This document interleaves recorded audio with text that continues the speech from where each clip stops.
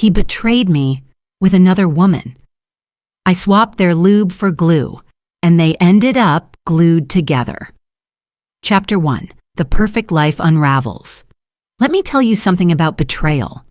It has a sound, not the dramatic crash you'd expect, but a quiet whisper that slices through your world like a blade through silk. I heard it at 2:47 a.m. on a Tuesday, coming from my husband's phone while he slept peacefully beside me in our king-sized bed. Can't wait to feel you again tomorrow night. The usual place.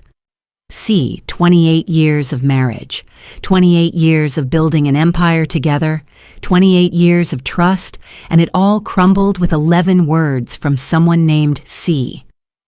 My name is Victoria Sterling, and at 62, I thought I knew everything about my life.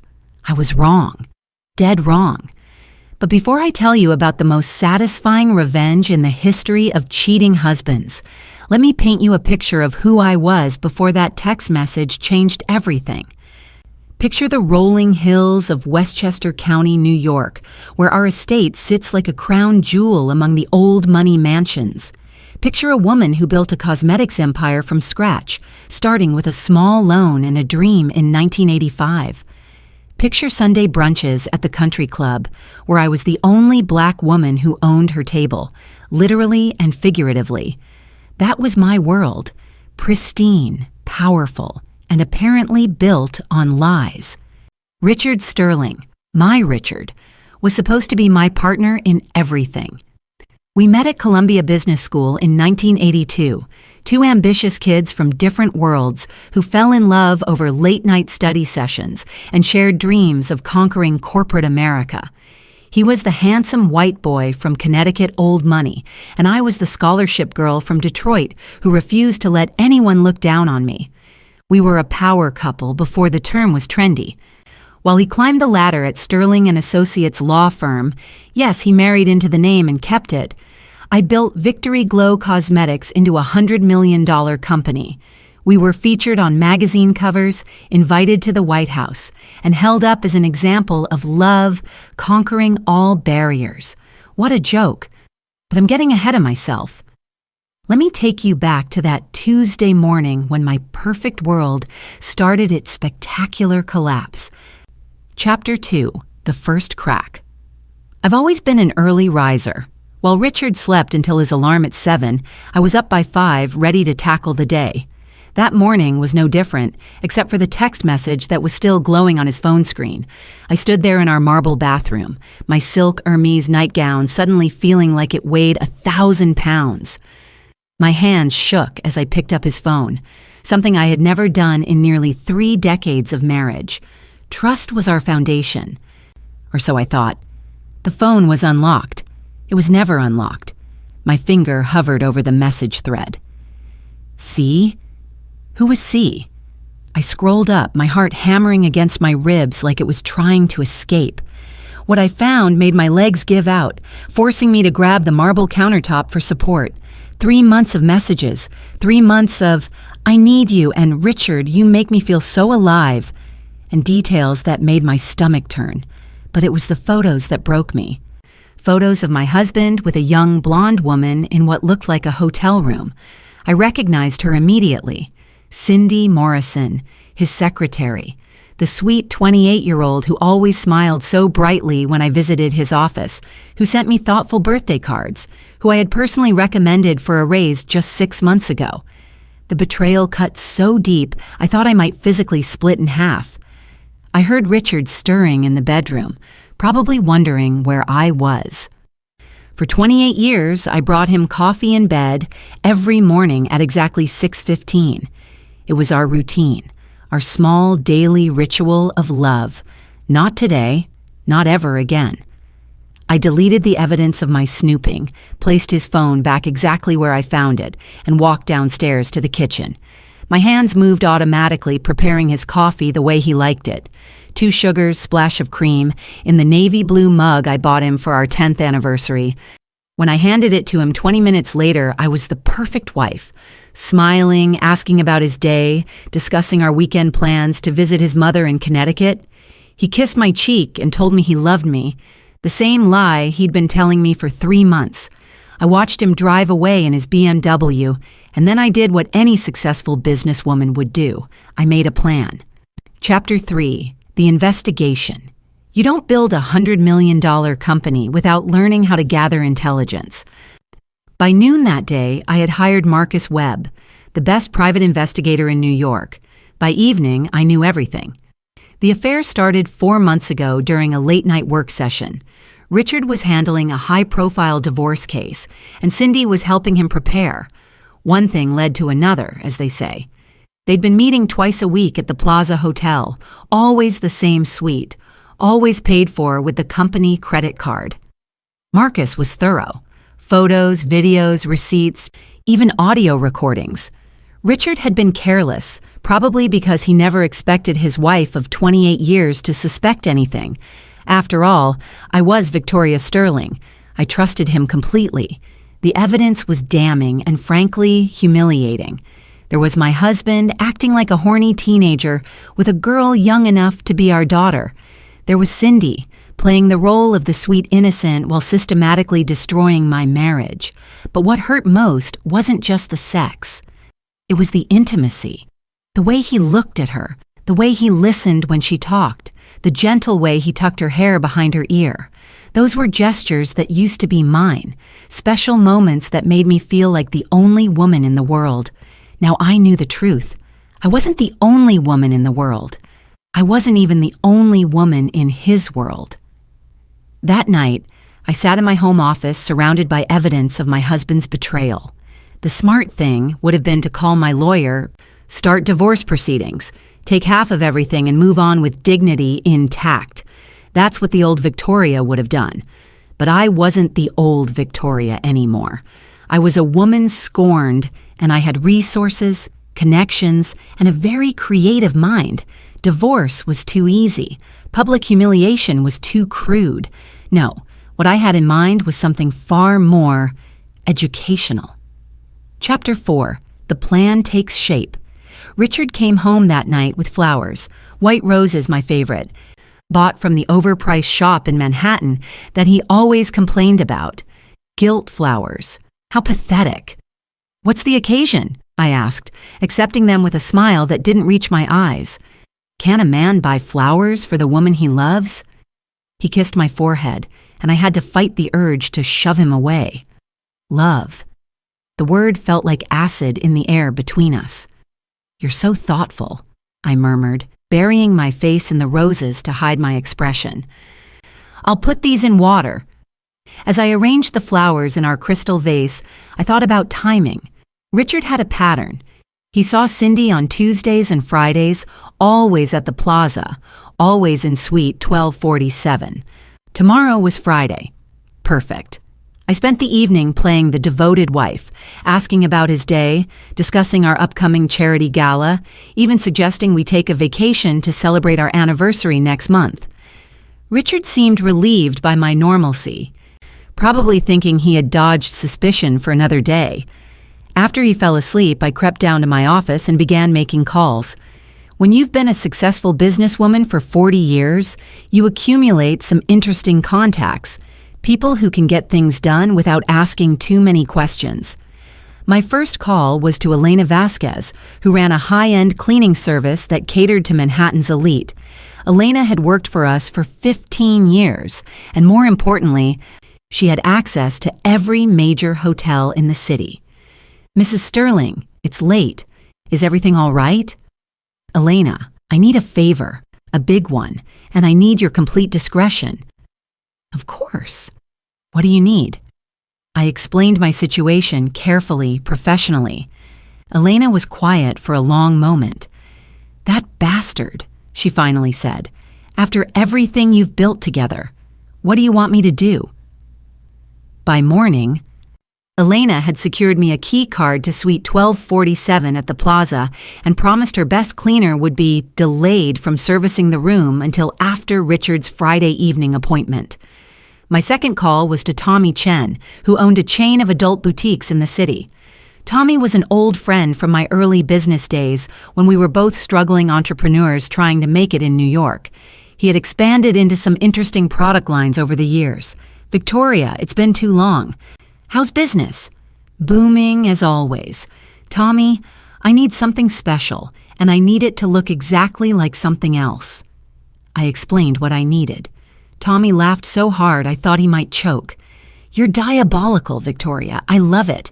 Give me until tomorrow afternoon. My final call was to my lawyer, David Kim, who had been handling my business affairs for 20 years. David, hypothetically speaking, if someone were to play a harmless prank that resulted in public embarrassment but no permanent physical harm, what would be the legal ramifications? Hypothetically? Probably minimal, assuming no real damage was done.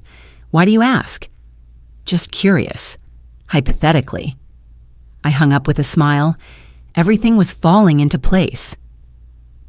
Chapter 5. The Setup. Friday afternoon, I told Richard I was going to the spa with my friend Margaret, something I did regularly enough that he wouldn't question it. Instead, I drove into Manhattan and met Elena at a coffee shop near the plaza. She handed me a cleaning uniform and the key card. I've never done anything like this before, Mrs. Sterling. You're not doing anything, Elena. I am. You just happened to lose a key card and forgot to log it. These things happen in busy hotels. The night manager owes me favors.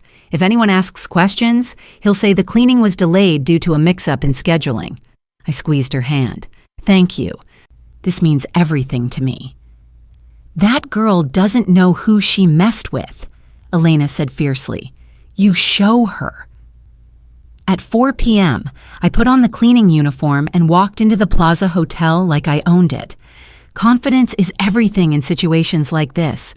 I had been coming to this hotel for business meetings and social events for decades. The staff recognized me, but the uniform rendered me invisible. I took the service elevator to the 12th floor and let myself into suite 1247. It was a beautiful room. King bed, marble bathroom, sitting area with a view of Central Park. At $800 a night, it should have been beautiful. My husband had been bringing his mistress here twice a week for 3 months. The financial cost was nothing compared to the emotional cost. I got to work quickly. Tommy had outdone himself. The tubes were identical, down to the brand name and expiration date. The only difference was the contents, and no one would notice that until it was far too late. I found what I was looking for in Richard's briefcase, hidden in a side pocket. Apparently, my 60-year-old husband needed pharmaceutical assistance to keep up with his 28-year-old secretary. I made the switch and returned everything exactly as I found it. Next, I moved to the bathroom. Richard was a creature of habit, and I knew exactly where he would place his toiletry bag. The personal lubricant was right where I expected it to be, tucked discreetly behind his cologne. The switch took seconds. The industrial-strength adhesive Tommy had provided looked identical to the original product. The chemical composition, however, was quite different. According to Tommy, it would work exactly like regular lubricant for about 60 seconds, just long enough for two people to become intimately connected. Then the adhesive properties would activate. It was perfect. I cleaned up any trace of my presence, took one last look around the room where my marriage had died, and left. By 5 p.m., I was back home, having genuinely gone to the spa to establish my alibi. Richard came home at 7, showered immediately, guilt shower, and told me he was working late and wouldn't be home until after midnight. He kissed my cheek and left, probably thinking he was so clever. I poured myself a glass of my best wine and settled in to wait. Chapter 6. The Trap Springs. At 11:47 p.m., my phone rang. Unknown number. Is this Mrs. Sterling? Yes, who is this? This is Dr. Patricia Williams at Mount Sinai Emergency Department. Your husband, Richard Sterling, has been brought in. You need to come immediately. My heart leaped, not from worry, but from excitement. Is he all right? What happened? Ma'am, I think it's better if you come in. He's stable, but there are some unusual circumstances that need to be addressed. I drove to the hospital in record time, practically vibrating with anticipation. The emergency room was busy, but I was directed to a private area where Dr. Williams was waiting. She was a professional woman in her 40s, but I could see she was struggling to maintain her composure. Mrs. Sterling, I want to assure you that your husband is not in any medical danger. However, his situation is unprecedented in my 20 years of practice. What happened? He was brought in by paramedics after hotel security received noise complaints. He and a young woman were found in a very compromising position, and they were, how do I put this delicately, physically unable to separate. I put my hand to my chest in mock shock. I don't understand. They appear to have been exposed to some kind of adhesive substance. It's taken our team several hours to safely separate them without causing injury. We had to consult with chemical engineers. An adhesive substance? How terrible. Is the woman all right? She's being treated in another room. The separation process was successful, but both parties are experiencing some discomfort and significant embarrassment. Dr. Williams led me to Richard's room. My husband was lying on a hospital bed covered by a sheet, looking like he wanted to disappear into the mattress. When he saw me, his face went white. Victoria, I can explain. Explain what, darling? The doctor says you were hurt in some kind of accident. Dr. Williams cleared her throat. I'll give you some privacy. Mr. Sterling, you're free to go once you've signed the discharge papers. The adhesive has been completely removed, but I recommend avoiding similar activities for at least a week while the skin heals. After she left, Richard and I stared at each other in silence. How did you find out? He finally asked. Find out about what? I'm here because the hospital called to say my husband was injured. Victoria, please. Don't play games. I know you know. I pulled up a chair and sat beside his bed. Richard, I've known for 3 months. I've known about every hotel visit, every lie, every kiss you gave that child while coming home and kissing me with the same mouth. His face crumpled. I'm sorry. I'm so sorry. It didn't mean anything. It was just what? A midlife crisis? A moment of weakness? Richard, you've been having an affair for 3 months. You've been spending our money on hotel rooms to sleep with a woman younger than our daughter would be if we'd had children. How did you... Tonight, what happened tonight? I smiled sweetly. What happened tonight is that you and your little girlfriend learned that actions have consequences. What happened tonight is justice. You did this. You planned this. I planned for you to be humiliated the way you humiliated me. I planned for you to experience shame the way I've been experiencing it for 3 months, and it worked beautifully. Richard tried to sit up, wincing. Victoria, we can work through this. Marriage counseling, whatever you want. It was a mistake. The only mistake was me trusting you. The only mistake was me believing that the vows we took 28 years ago meant something to you. I stood up and smoothed my dress. Here's what's going to happen, Richard. You're going to come home tonight and sleep in the guest room. Tomorrow you're going to meet with David Kim and agree to the divorce settlement he presents to you. You're going to sign whatever he puts in front of you without negotiation. Victoria, I'm not finished. You're going to quietly resign from your partnership at the law firm.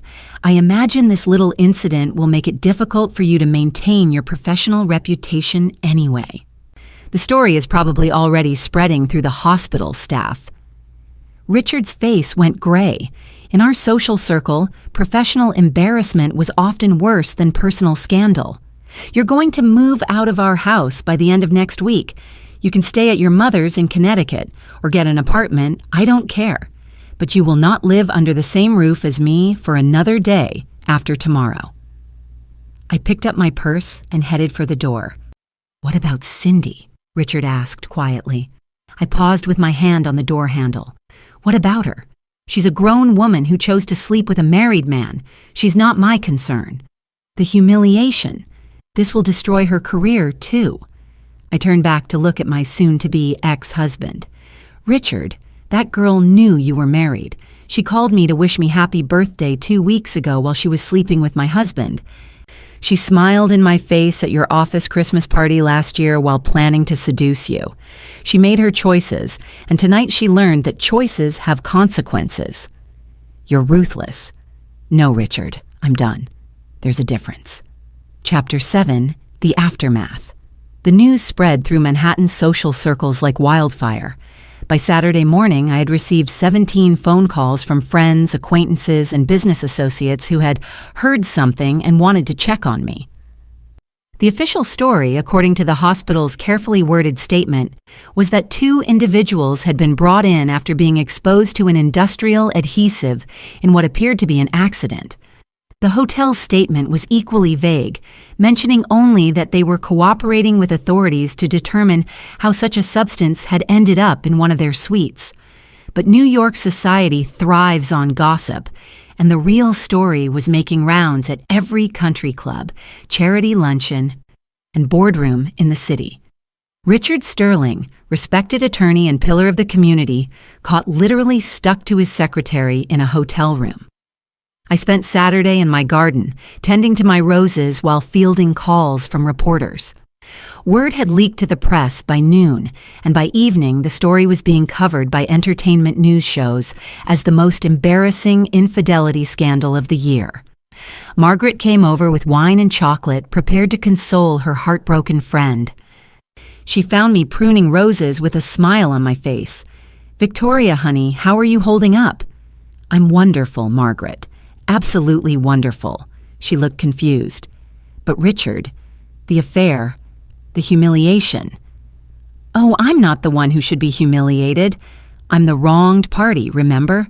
I'm the faithful wife who stood by her husband for 28 years only to discover he was cheating with a child. But everyone's talking about it. The whole city knows.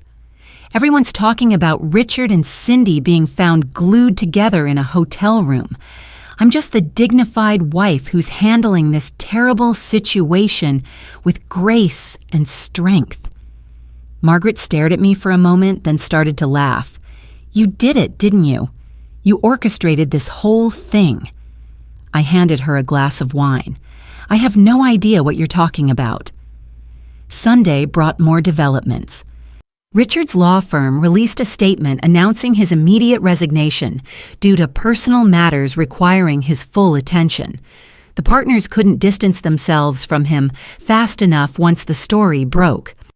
Cindy Morrison, meanwhile, had been fired from her position for inappropriate conduct with a senior partner. According to my sources, she had locked herself in her apartment and wasn't taking calls from anyone, including the reporters camped outside her building. I felt a moment of sympathy for her. She was young, stupid, and had made a terrible choice. But then I remembered the birthday call, the Christmas party, the months of lies, and the sympathy evaporated. Richard came home Sunday evening to collect more of his belongings. We hadn't spoken since the hospital, and the silence in our house was deafening. "I've signed the papers," he said without looking at me. "Good. David said the settlement was fair." "Fair? Victoria, you're taking everything." "I'm taking what I built. The business is mine. I started it before we were married and built it with my own hands. The house is mine, purchased with my money. The investments are split according to what we each contributed." "What about the law firm? I built that partnership over 20 years. You resigned, remember? That was your choice." Richard sat heavily in one of our living room chairs, looking older than his 63 years. "How did we get here?" "Victoria, you got us here, Richard. You made the choice to betray our marriage. You made the choice to lie to me for months. You made the choice to humiliate me with a girl young enough to be our daughter. I never meant for it to go this far. You never meant to get caught. There's a difference." He was quiet for a long moment. "The glue, how did you do it?" I smiled. "I have no idea what you're talking about. According to the hospital report, you and Miss Morrison were victims of an unfortunate accident involving an unknown adhesive substance." "Victoria, that's the official story, Richard. That's the story the insurance company accepted when they paid the hospital bills. That's the story the hotel is sticking with. Why would you want to suggest otherwise?" He stared at me, finally understanding that I had orchestrated this entire situation so carefully that there was no proof of my involvement, even if he accused me. Who would believe that a 62-year-old socialite had pulled off such an elaborate revenge scheme? "You've changed," he said finally. "No, Richard, I've just stopped pretending to be someone I'm not. For 28 years, I played the role of the supportive wife, the understanding partner, the woman who stood behind her man. But that woman was naive enough to believe her husband would never betray her." I stood up and straightened my dress. The new Victoria Sterling doesn't make that mistake. Chapter 8. Moving Forward. 1 month later, I hosted my annual charity gala for the Children's Education Foundation.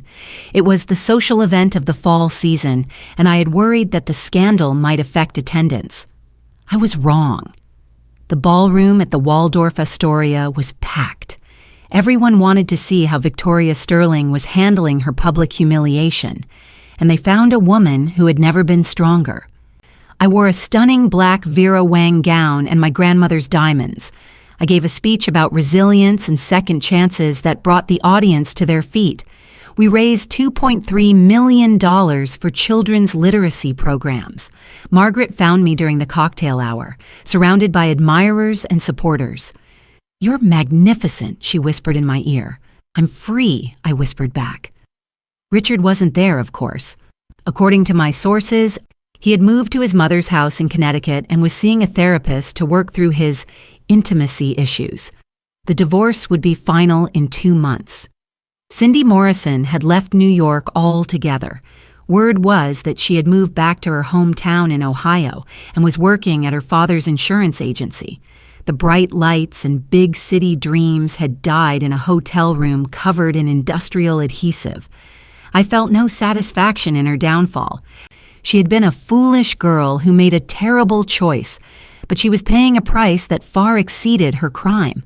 Richard, on the other hand, was learning that actions have consequences, and some mistakes follow you forever.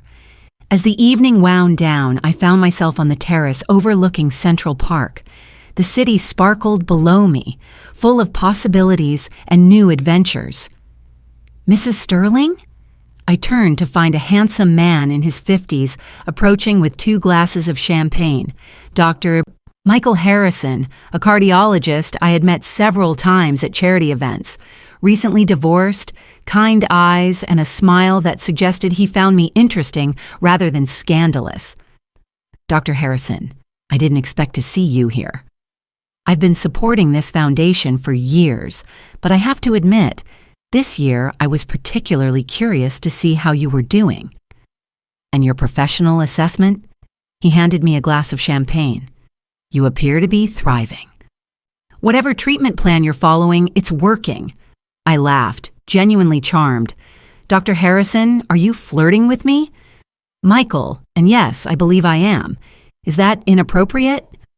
"Under normal circumstances, perhaps, but these aren't normal circumstances." We talked for an hour about everything except my recent scandal. He was intelligent, funny, and refreshingly straightforward. When he asked if he could call me sometime, I said yes. As I drove home that night, I realized that for the first time in months, I hadn't thought about Richard or his betrayal. I had spent the evening being Victoria Sterling, not Richard's wife, not the woman who had been cheated on, just myself. It felt wonderful. Chapter 9. The Full Circle. 6 months after the Plaza Hotel incident, as it came to be known in New York social circles, I received an unexpected phone call. "Mrs. Sterling, this is Cindy Morrison." I nearly dropped my phone. "Miss Morrison, this is a surprise. I know I'm probably the last person you want to hear from, but I needed to call. I needed to apologize." I sat down in my office chair, genuinely curious about what she could possibly say. "I've been in therapy," she continued, "working through a lot of things about my choices and my behavior. I know nothing I say can undo what I did, but I want you to know that I'm sorry. I'm sorry for the affair, sorry for the lies, sorry for hurting you." "I appreciate that, Cindy." I know you orchestrated what happened at the hotel. My hand tightened on the phone. I have no idea what you mean. Mrs. Sterling, please, I'm not recording this call or trying to get you in trouble. I needed you to know that I understand why you did it. I deserved it. I was quiet for a long moment. How are you doing, Cindy? Better. It took leaving New York and facing some hard truths about myself, but I'm better. I'm seeing someone now, a good man who's never been married, who doesn't lie to me or make me complicit in hurting other people. I'm glad to hear that. Are you happy, Mrs. Sterling? I know that might sound strange coming from me, but I hope you're happy. I thought about Michael, who had been taking me to dinner twice a week for the past month. I thought about my business, which was expanding into international markets. I thought about my friends, my home, my freedom to make choices without considering how they might affect a lying husband. Yes, Cindy, I'm very happy. Good, that's good. I have to go, but thank you. For what? For teaching me that actions have consequences. I needed to learn that lesson, and you made sure I learned it in a way I'll never forget. After she hung up, I sat in my office for a long time, thinking about forgiveness and justice and the strange ways life teaches us what we need to know. That evening, Michael took me to a small Italian restaurant in Little Italy. Over wine and pasta, he told me about his work at the Children's Hospital, and I told him about my plans to expand Victory Glow into Europe. You're remarkable, he said suddenly. Why? Most people who go through what you went through become bitter or broken. You became stronger. I learned something about myself, I said. I learned that I don't need anyone else to complete me or validate me. I'm complete on my own. And that makes you even more attractive. I smiled. Michael, are you flirting with me again? Always. After dinner, we walked through the city streets, talking about everything and nothing. When he kissed me goodnight outside my building, it was the first time I had been kissed with genuine affection in longer than I cared to remember. As I rode the elevator up to my apartment, I thought about the woman I had been a year ago, trusting, naive, living a life built on assumptions rather than reality.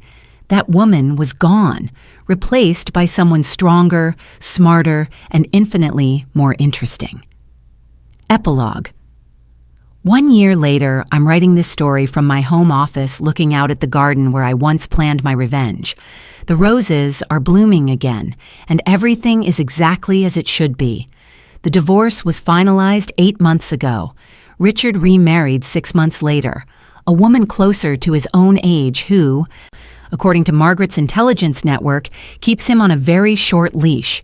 They live quietly in Connecticut, far from the social circles where his humiliation is still remembered and discussed. Cindy Morrison sent me a wedding invitation last month. She married her good man from Ohio in a small ceremony surrounded by family. I didn't attend, of course, but I sent a gift, a beautiful crystal vase with a note wishing her happiness and wisdom in her new life. Victory Glow launched in Paris 3 months ago to tremendous success. Turns out, French women appreciate cosmetics created by a woman who knows how to handle betrayal with style and intelligence. We're opening stores in London and Rome next year. Michael and I are taking things slowly, but taking them somewhere. He's nothing like Richard. He's honest, straightforward, and secure enough in himself that he doesn't need to prove his virility with younger women. When I told him the whole story of my revenge, he laughed so hard he nearly choked on his wine. Remind me never to cheat on you, he said. Michael, if you ever cheat on me, glue will be the least of your problems. I believe that completely. People often ask me if I regret what I did to Richard and Cindy. The answer is no. They made choices that hurt me, humiliated me, and destroyed something precious. I made a choice to ensure they faced consequences for their actions. Some might call it revenge. I call it justice. Some might say I went too far. I say I went exactly as far as necessary. Some might say I should have handled it differently, taken the high road, been more forgiving. To those people, I say, you've never been betrayed by someone you loved and trusted for 28 years. I'm not advocating that every wronged wife should resort to industrial adhesive, but I am saying that sometimes when someone hurts you, the best response is to hurt them back in a way that ensures they never forget the lesson. Richard learned that his actions had consequences. Cindy learned that sleeping with married men comes with risks. I learned that I'm stronger, smarter, and more resourceful than I ever imagined. Everyone learned something valuable. The story of the Plaza Hotel incident has become legend in certain circles. I've been invited to speak at events for divorced women, asked to write a book, offered movie deals. I've declined them all. This story is mine, and I'm sharing it on my terms. But I will say this. If you're reading this because you've been betrayed, if you're sitting where I once sat with evidence of your partner's infidelity, if you're wondering how to move forward, remember that you have choices. You can take the high road and handle everything with dignity and grace. You can take the legal road and let lawyers sort everything out. Or you can take my road and ensure that your betrayer learns their lesson in a way they'll never, ever forget.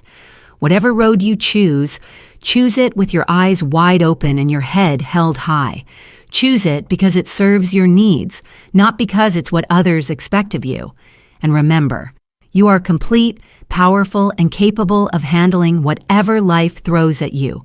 You don't need anyone else to validate your worth or define your happiness. Trust me on this. I learned it the hard way, but I learned it thoroughly. Now, if you'll excuse me, I have a business empire to run and a life to enjoy. Michael is taking me to the theater tonight, and I have a new dress that makes me look absolutely stunning. After all, living well is the best revenge of all. The end author's note. This story is a work of fiction. While the emotions and situations may feel real to those who have experienced betrayal, the methods of revenge described should not be attempted in real life. Industrial adhesive can cause serious injury, and using it in this manner would be illegal. If you're dealing with infidelity or betrayal in your own life, please seek support from friends, family, or professional counselors, and consult with qualified attorneys about your legal options.